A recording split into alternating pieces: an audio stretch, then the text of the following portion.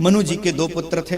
एक पुत्र का नाम प्रियव्रत, जिनकी चर्चा पंचम स्कंद में है, और एक पुत्र का नाम है उत्तानपाद। उत्तानपाद माने उत्तानो पादो यस्यासौ उत्तानपादः, जिसका पैर ऊपर हो सिर नीचे हो उसी को उत्तानपाद कहते हैं। अब आप कहोगे महाराज हम लोग तो उत्तानपाद नहीं, हम लोगों के तो पैर नीचे हैं सिर ऊपर है, पर हम सब उत्तानपाद हैं। कैसे? माँ के गर्भ में हमारी क्या दशा होती है? माँ के पेट में सभी लोग, अपवाद छोड़ दिया जाए, प्रायः सबके सिर नीचे होते हैं पैर ऊपर होते हैं। ये हमारी आपकी कथा चल रही है भागवत में, हम सब उत्तानपाद हैं। राजा उत्तानपाद की दो रानियां थीं, एक का नाम था सुनीति और एक का नाम था सुरुचि। दोनों में अंतर है। क्या अंतर है? सुनीति देखने में कम सुंदर है पर गुणों से भरी है, सुरुचि देखने में बहुत सुंदर है पर गुणों का अभाव है, उसमें गुण नहीं है। राजा ने भी गुण वाली पत्नी का परित्याग कर दिया, रूप वाली पत्नी पर आसक्त हो गया। सभी उत्तानपादों की यही दशा है। हम सब मनुष्य उत्तानपाद हैं, हम सबको भी वही प्रवृत्ति अच्छी लगती है, रूप अच्छा लगता है, गुण अच्छा नहीं लगता है। व्यक्ति को रूप ज्यादा आकर्षित करता है, गुण की ओर बहुत कम लोग आकर्षित होते हैं। अगर गुण की ओर आकर्षित होते तो कोई कन्या देखने नहीं जाती, और उस 15 मिनट में रूप ही देखा जा सकता है, गुण नहीं देखा जा सकता। रूप की महत्ता बढ़ गई, गुण की महत्ता घट गई। देखने में अच्छा होना चाहिए चाहे जैसा हो। भोजन इत्यादि में भी गुणकारी भोजन, लोहे की कढ़ाई में बढ़िया आयरन युक्त साग बना दिया जाए, कोई खाएगा? काली काली सब्जी बना दिए, जस्ते में उबाल दो, न कोई उसमें मिनरल्स है न कोई तत्व है, देखने में अच्छा लग रहा है, लोगों को आकर्षित कर रहा है। ध्यान रहे।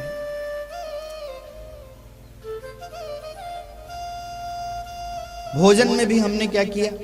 मोटे अनाजों का तो परित्याग कर दिया। रोटी एकदम सफेद होनी चाहिए, मैदे की रोटी खा रहे हैं हम लोग। थोड़ी सी भी अगर भूरी हो जाए, थोड़ी सी भी वो उसमें रह जाए कुछ अंश, तो वो उसको लोग कहते एक परोसने लायक नहीं है। भाई हम अपने में तो खा लेंगे, ना रिश्तेदारों को ऐसे नहीं देंगे। रूप में ज्यादा आसक्ति है लोगों को। अच्छा, दोनों को एक एक पुत्र है। सुनीति के बेटे का नाम है ध्रुव। ध्रुव माने सन्मार्ग पर ले जाने वाली बुद्धि का नाम ही ध्रुव है। और सुरुचि के बेटे का नाम है उत्तम। उत्तम शब्द का क्या अर्थ है? एक तो उत्तम माने बहुत बढ़िया, पर उत्तम शब्द के भी कई अर्थ होते हैं। उत्तम शब्द का प्रायः अर्थ है उत ऊर्ध्वम तमः अंधकारौ यस्यासौ उत्तमः, जिसके ऊपर, उत माने ऊर्ध्व, तम माने क्या होता है? तम माने अंधकार, जिसके ऊपर अंधकार ही अंधकार है उसको क्या कहेंगे? उत्तम। उत माने ऊर्ध्व माने ऊपर, तम माने अंधकार। एक संस्कृत में एक शब्द के 108 अर्थ तो सहज ही होते हैं। यहां उत्तम शब्द का अर्थ यही है, जिसके ऊपर अंधकार ही अंधकार है। पिता ने सुनीति का परित्याग कर दिया। एक दिन ध्रुव कुमार खेलते खेलते पहुंच गए राज सदन में, और उस समय महाराज उत्तानपाद की गोद में उत्तम बैठे थे, सुरुचि बगल खड़ी थी। तो सोचे हमारे पिताजी हैं, दोनों हाथ फैला दिया और मानो भावनात्मक रूप से यह कहना चाहते हैं, पिताजी मैं भी आपका बेटा हूं, मैं भी आपके वात्सल्य का अधिकारी हूं। जिस वात्सल्य से भैया उत्तम को स्निग्ध कर रहे हैं, क्या मैं उसका पात्र नहीं हूं? मुझे भी गोद में ले लीजिए। ऐसे हाथ फैला दिया। अब उत्तानपाद को भी वात्सल्य आ गया, प्रेम आ गया, आओ आओ बैठा लें। और जैसे हाथ बढ़ाया, सब पीछे क्रुद्ध सर्पणी की तरह विष बमन करती हुई सुरुचि बोल पड़ी, महाराज अगर आपने परित्यक्ता के बेटे को बैठाया तो मैं आपसे नाराज हो जाऊं। कामी व्यक्ति को स्त्री की प्रसन्नता के अलावा और कुछ दिखता ही नहीं। कामांध थे उस समय, रूपासक्ति में आसक्ति में थे, विवेक शून्य हो गए थे उत्तानपाद राजा, और मना कर दिया, नहीं बैठाया। चलो नहीं बैठाया, इतने पर बात बन जाती। महाराज ने नहीं बिठा करके एक चोट तो मारी थी, पर उस चोट पर नमक फेरने का काम सुरुचि ने किया। अरे ध्रुव, महाराज की गोदी में बैठना चाहते हो? अरे तुम परित्यक्ता के बेटे हो, महाराज ने परित्याग कर दिया, तेरी माँ दासी है, दासी का बेटा राजमाता के पुत्र के बगल में नहीं बैठ सकता है। अगर तुझे शौक है महाराज की गोद में बैठने का ना, तो तुझे मैं एक उपाय बताऊं। क्या उपाय बताओगे? बोले जंगल जाओ, तपसा आराध्य पुरुषम तस्यैवा अनुग्रहेण में गर्भे तुम साधयात्मानम यदिच्छस नृपासनम। जंगल जाओ, भगवान की आराधना करो, भगवान को प्रसन्न करो, उनके अनुग्रह के भाजक बनो, और जब भगवान प्रसन्न हो जाए तो भगवान से कहो ये शरीर पूरा हो जाए और दोबारा मैं जन्म लूं। और हाँ, उस अभागी सुनीति के गर्भ से नहीं, मुझ सौभाग्यशालिनी सुरुचि के गर्भ से जन्म लोगे, तब महाराज की गोद में बैठने का तुमको। तपसाराध्य पुरुषम, उस परम पिता की आराधना करो।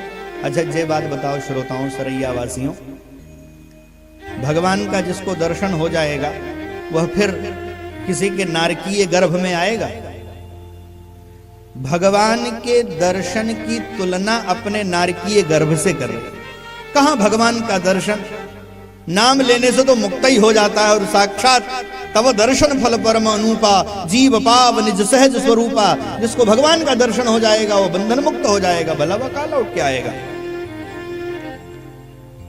भगवान की तुलना किसी सामान्य पदार्थ से नहीं, बहुत ध्यान पूर्वक श्रवण करिएगा, बहुत बड़ा अपराध होता है। भगवान की तुलना किसी सामान्य वस्तु से नहीं करनी चाहिए। सुरुचि ने जीव बहुत बड़ा अपराध किया, भगवान के दर्शन के महात्म्य को अपने गर्भ से तुलना कर दी। ये अपराध के कारण ही सुरुचि को महान कष्ट भोगना पड़ा। उसके आंखों के सामने उसका बेटा मृत्यु को प्राप्त हो जाएगा, उत्तम मारे जाएंगे। इसलिए भगवान की तुलना सामान्य पदार्थ से नहीं करनी चाहिए। अतुलनीय है भगवान, उनकी तुलना न उनके बराबर कोई है, न उनके बराबर कोई है, बराबर तो कोई मैंने उनसे बड़ा तो कोई है ही नहीं है, बराबर भी कोई नहीं है। समकक्ष भी भगवान के कोई है? उस सत्ता के समकक्ष कोई है? सर्वोत्कृष्ट सत्ता है, परम सत्ता है, अतुलनीय है, इसलिए उनकी तुलना तो हो ही नहीं सकती है।